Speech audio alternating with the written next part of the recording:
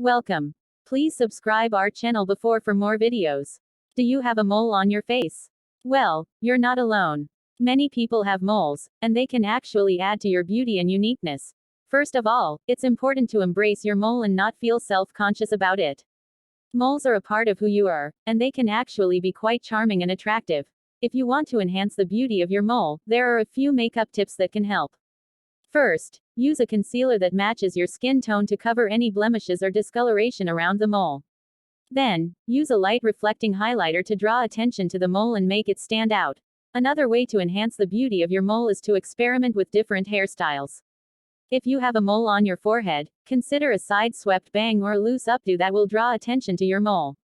If you have a mole on your cheek, a side part or a half-up, half-down hairstyle can be very flattering. Finally, remember that beauty comes from within. Your confidence and self-love will shine through, no matter what your physical features are. Embrace your mole and be proud of who you are. So, if you have a mole on your face, don't be afraid to embrace it. Use these makeup and hair